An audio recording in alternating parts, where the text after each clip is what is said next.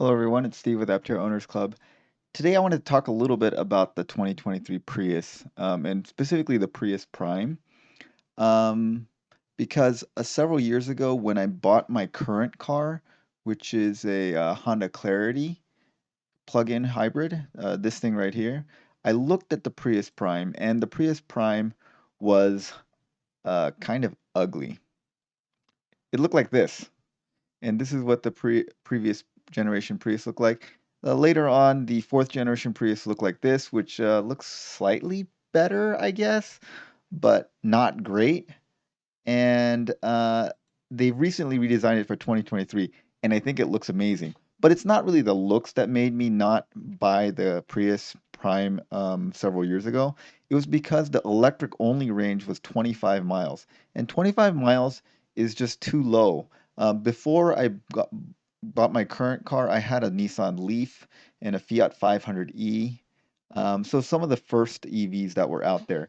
And then when those leases ran out, I looked at buying a pure EV because, I just really wanted a pure EV. But all the affordable pure EVs at the time had ranges of about 100 miles or less, which just wasn't practical for us.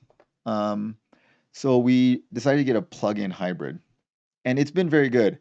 We put about 60,000 miles on this car and probably put 100 to maybe 200 gallons of gas through it in the 60,000 miles. So about 50,000 miles of it ran basically as an EV, which I think is kind of the best case scenario for use because batteries are very expensive and they're very environmentally damaging because they take a lot of minerals, they're very heavy, and so you want to carry probably the minimum amount of battery that you need in the vehicle, uh, just for environmental reasons and for financial reasons.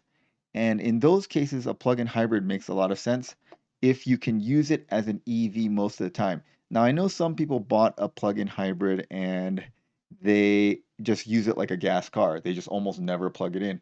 Then you're totally missing the point of a plug-in hybrid.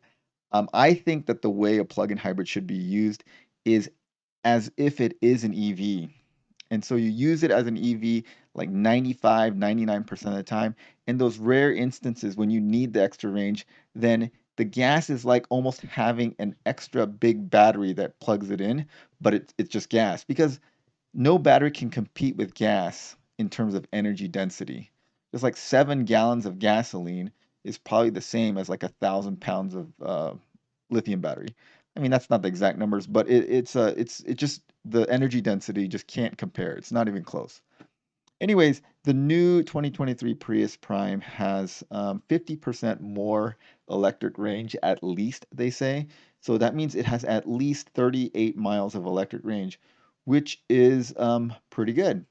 And with 38 miles of electric range, you can essentially use it as an EV most of the time. Because most people's average daily driving, the average American drives less than 40 miles a day.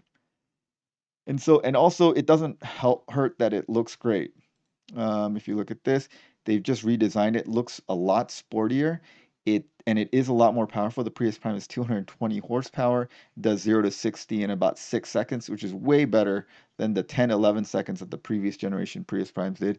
And I think they realize that they need to make the Prius just more desirable. When it's competing with EVs are just really quick. They're very fast. Like the Aptera will go 0 to 60 in under 4 seconds, probably. We don't know the exact specs, but it's very, very quick. EVs are just fast. Teslas are fast. And I think that the Prius just can't compete on green cred anymore. And it's got to look good and it's got to perform well. And so that I think that's what they're going for.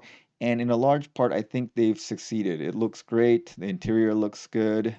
They're going with this nice horizontal style, which is this kind of popular interior design style these days, is to have this horizontal style with the big screen mounted here. But we're gonna have to get another car soon, and given Aptera's delays, I don't think I might get mine until late 2023 or maybe 2024. So we may have to get another vehicle before then.